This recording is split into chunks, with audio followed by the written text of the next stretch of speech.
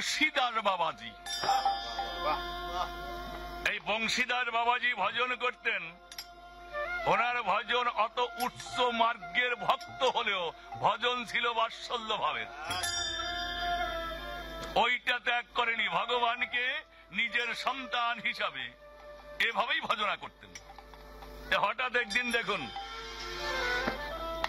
হঠাৎ একদিন স্নান করতে যাবেন, যমুনায় স্নান করতে যাবে, হঠাৎ করে বাইরে বেরিয়ে কি যেন কি মনে করে ডেকে বলছে, এ কৃষ্ণ কৃষ্ণ। দেখছেন কত সহজ সরল কথা। মন্দিরের দিকে তাকিয়ে বলছে, কৃষ্ণ এ স্নান করতে যাব আয়। বলার সঙ্গে সঙ্গে আমার কৃষ্ণ ছোট্ট বালক বেশে বাইরে বেরিয়ে এসেছেন। বাইরে যখন বেরিয়ে এসেছে দেখে বলছে, স্নান করতে তো যাবো, আমার ঘটিটা নিয়ে আয়। ভগবানকে বলছে ঘটি নিয়ে আয়। দেখুন, ভগবান নিজে গিয়ে ঘটি এনে, এই বাৎসল্য ভাব তো, ঘটিটা হাতে দিয়েছে। বলছে বা চল। বলছে যাবো তো বাবা, আমি ছোট্ট গোপাল না, ছোট্ট কৃষ্ণ না তোমার, আমি হেঁটে যেতে পারবো না, আমাকে কোলে নিতে হবে। বলছে দেখ আমার বয়স হয়ে গেছে, আমি বৃদ্ধ হয়েছি, আমি কি এখন কোলে নিয়ে চলতে পারি? বলছে তা হবে না, আমাকে কোলে নিতে হবে। আয়। যেই বলেছে আয়, কৃষ্ণ যখনই গিয়েছে বংশীদাসের কোলে উঠেছে, কৃষ্ণের হাতে ঘটি।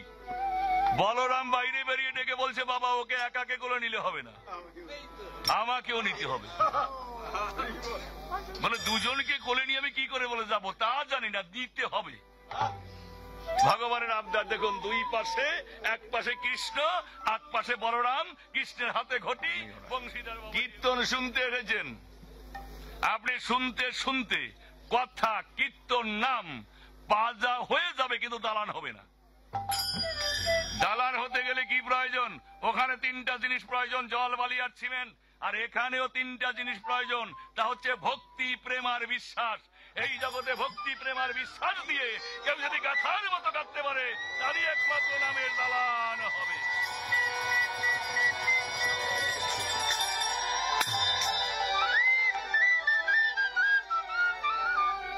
আমি যে মহাজনী পদের কথা বললাম, যে ভিতর দুয়ারে কপাটও লেগেছে, বাহিরের দুয়ার খোলা, না এটা চণ্ডীদাস লেখেননি। এ পদ হচ্ছে আমার মতো অভক্ত যারা, তাদের পদ। প্রকৃত অর্থে সাধন যোগে গুরুর কৃপা নিয়ে যারা দেহাত্মিকা মতি ফেলে আত্মায় গতি নিয়েছে, এদের জন্য চণ্ডীদাস কি বলছেন? এদের জন্য চণ্ডীদাস বললেন, আমার বাহির দুয়ারে কপাট লেগেছে,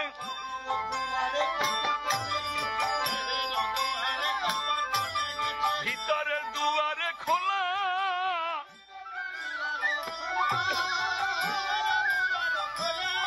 আবার এদেশের কথা এদেশে কহিলে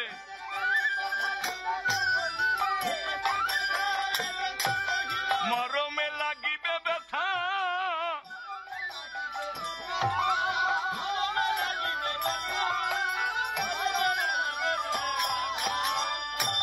এ বাবা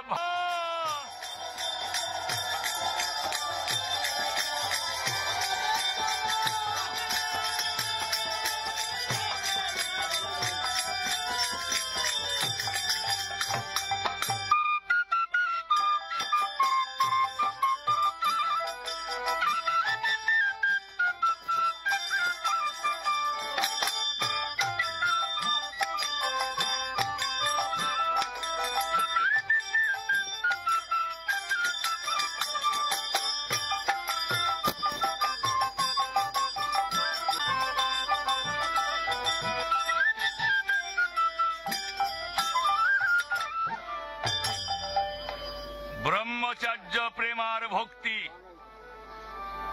সাধনার হচ্ছে তিন মূল শক্তি।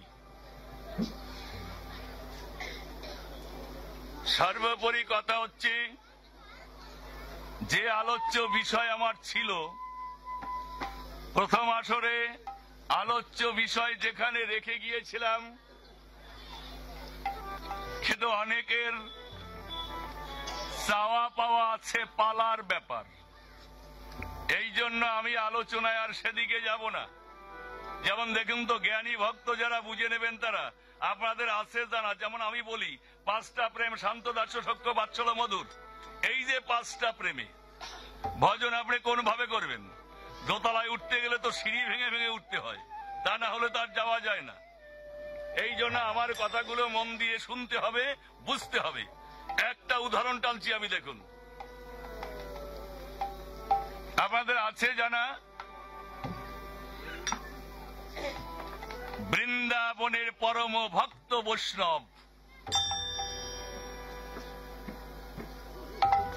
এই যে পরম ভক্ত বৈষ্ণব বংশীদার বাবাজি,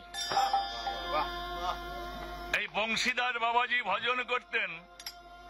ওনার ভজন অত উচ্চ মার্গের ভক্ত হলেও ভজন ছিল বাৎসল্য ভাবের। ওইটা ত্যাগ করেনি, ভগবানকে নিজের সন্তান হিসাবে এভাবেই ভজনা করতেন। হঠাৎ একদিন দেখুন, হঠাৎ একদিন স্নান করতে যাবেন, যমুনায় স্নান করতে যাবে। হঠাৎ করে বাইরে বেরিয়ে কি যেন কি মনে করে ডেকে বলছে, এ কৃষ্ণ কৃষ্ণ। দেখছেন কত সহজ সরল কথা। মন্দিরের দিকে তাকিয়ে বলছে, কৃষ্ণ, এ স্নান করতে যাব, আয়। বলার সঙ্গে সঙ্গে আমার কৃষ্ণ ছোট্ট বালক বেশে বাইরে বেরিয়ে এসেছেন। বাইরে যখন বেরিয়ে এসেছে, ডেকে বলছে, স্নান করতে তো যাবো, আমার ঘটিটা নিয়ে আয়। ভগবানকে বলছে ঘটি নিয়ে আয়। দেখুন, ভগবান নিজে গিয়ে ঘটি এনে, এই বাৎসল্য ভাব তো, ঘটিটা হাতে দিয়েছে। বলছে, বা চল। বলছে, যাবো তো বাবা, আমি ছোট্ট গোপাল না, ছোট্ট কৃষ্ণ না তোমার, আমি হেঁটে যেতে পারবো না, আমাকে কোলে নিতে হবে। বলছে, দেখ আমার বয়স হয়ে গেছে, আমি বৃদ্ধ হয়েছি, আমি কেমন কোলে নিয়ে চলতে পারি? বলছে, তা হবে না, আমাকে কোলে নিতে হবে। আয়। যেই বলেছে আয়, কৃষ্ণ যখনই গিয়েছে বংশীদাসের কোলে উঠেছে, কৃষ্ণের হাতে ঘটি। বলরাম বাইরে বেরিয়ে ডেকে বলছে, বাবা ওকে একাকে কোলে নিলে হবে না, আমাকেও নিতে হবে।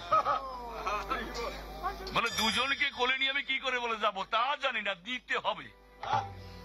ভগবানের আবদার দেখুন, দুই পাশে, এক পাশে কৃষ্ণ, এক পাশে বলরাম, কৃষ্ণের হাতে ঘটি, বংশীদার বাবাজি এমনি হবে চলছে। বৃন্দাবনে অন্যান্য ভক্ত তাকিয়ে দেখতে পাচ্ছে যে বংশীদার বাবাজি যাচ্ছে আর ঘটি কেমন সামনের দিকে এগিয়ে যাচ্ছে, কিন্তু কৃষ্ণ বলরাম দুপাশে আছে, এ তো দেখবার চোখ তাদের নেই,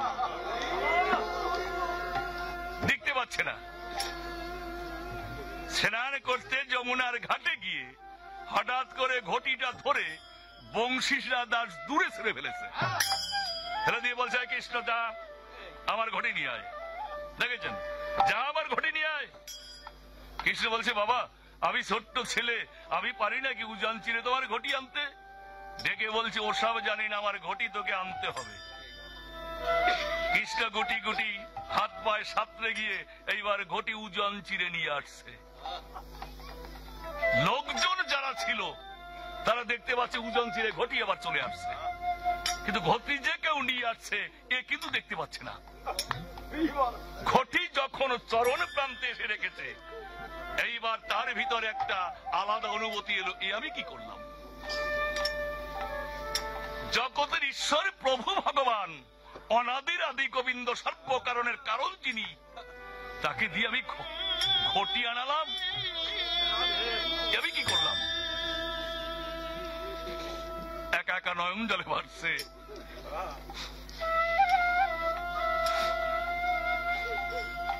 আমি তো জানি সত্য ত্রেতা দাপর কলি 4 যুগে এক দিব্য যুগ, এর 71 দিব্য যুগে এক মন্বন্তর, এর 14 মন্বন্তরে ব্রহ্মার দিবস পূর্ণ।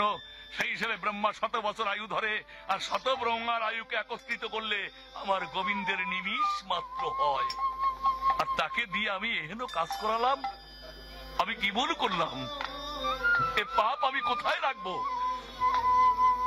দেখুন এমনি ভাবতে ভাবতে নয়ন জলে ভাসতে ভাসতে হঠাৎ আবার পূর্বের জায়গায় ফিরে গেলেন।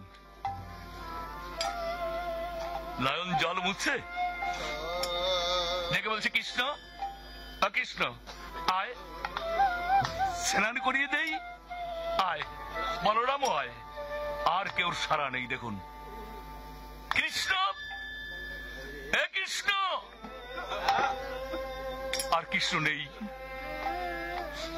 কৃষ্ণ যখন ডাকে আসছে না, এইবার ওই যমুনার ঘাটে আছাড়ি পাছাড়ি খাচ্ছে। কৃষ্ণ, তবে কি আমার দেখা দিবি না? যখন আছাড়ি পাছাড়ি খাচ্ছে তখনই দৈববাণী হচ্ছে, বাবা তুমি তো আমাকে বাৎসল্যের ডোরে বেঁধেছিলে, যখন তুমি আমাকে ডাকতে আমি তোমার কাছে ছুটে যেতাম, তুমি যা বলতে আমি তোমার ছেলে হয়ে তাই করতাম। কিন্তু বাবা, আমাকে এত বৃহৎ ভাবতে তুমি কেন গেলে? আর তো আমি যেতে পারি না। আমাকে যখন তুমি বৃহৎ ভেবেছো, আর আমি তোমার কাছে যেতে পারি না। তবে শোনো, যদি কোনোদিন নিজেকে সাজিয়ে আবার সেই বাৎসল্যের গতিতে তুমি কোনোদিন তোমার সন্তানের রূপে আমাকে ভজনা করতে পারো,